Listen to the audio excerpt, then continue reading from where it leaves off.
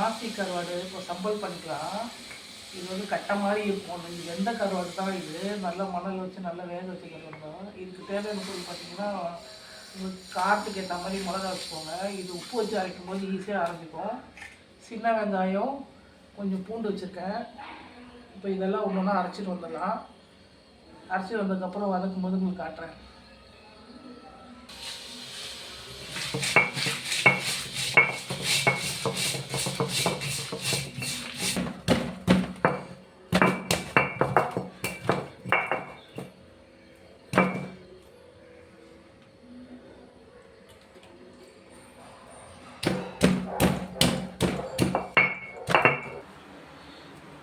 சின்னதாக தாளிப்பு போட்டுடலாம்.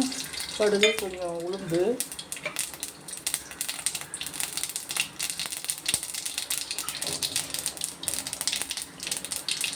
கருவாடு இப்போ இந்த மாதிரி அரைச்சி வச்சுக்கணும் போட்டுக்கலாம்.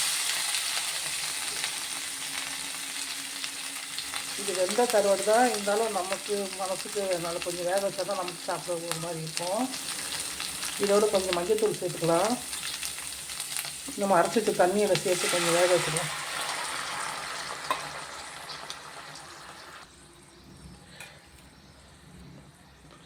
கொஞ்சம் மஞ்சள்தூள் சேர்த்துக்கலாம். இது நல்லா கொஞ்ச நேரம் கொதிக்கட்டும், நல்லா வற்றட்டும். இப்போ தண்ணி நல்லா வற்றிடுச்சு, கருவாடு நல்லா வெந்துருச்சுங்க. நல்லா நைஸாக கொஞ்சம் அரைச்சிக்கோங்க. இப்போனா நல்லா நல்லா சக்க சக்கையாக இருக்கும். இப்போ சின்ன வெங்காயம், காஞ்ச மிளகா, பூண்டு வச்சு அரைச்சோம் இல்லையா, அந்த சாந்து கடைசியில் சேர்த்துக்கலாம். ஏன்னா முன்னாடியே சேர்த்தோம்னா அந்த சின்ன வெங்காயத்தோட ஃப்ளேவர் சரியாக வராது, அதனால் கடைசியாக சேர்த்துக்கலாம். இப்போ நல்லா இதை கிண்டி விட்டுருங்க. இது அவ்வளோதான், இது வேகணும்னு அவசியம் இல்லை. இப்போ முன்னாடி வந்துடுச்சு. இது சாதத்தோடு கூட பேசி சாப்பிடலாம், ரொம்ப அருமையாக இருக்கும். இதுக்கு வெறும் ரசம் வச்சாலே போதும். நான் இன்றைக்கி கீரை தான் கடைகிறேன். கீரைக்கு கருவாட்டுக்கு அருமையாக இருக்கும். இந்த மாதிரி ஒரு வாட்டி செஞ்சு பாருங்கள். அம்மியில் அரைக்கும் போது அது டேஸ்ட்டே வேறு லெவலில் இருக்கும். வீடியோ பிடிச்சா லைக் பண்ணுங்கள், ஷேர் பண்ணுங்கள், சப்ஸ்கிரைப் பண்ணுங்கள். சின்ன வெங்காயத்தோட அந்த ராவான ஃப்ளேவரும் அந்த பூண்டோடைய அந்த ஃப்ளேவரும் தான் இதுக்கு அந்த டேஸ்ட்டே வரும். ஏன்னா சின்ன வெங்காயத்தை ரொம்ப வதக்கிடக்கூடாது. நல்லா தண்ணி வற்றினதுக்கப்புறம் தான் நம்ம சேர்க்கணும்.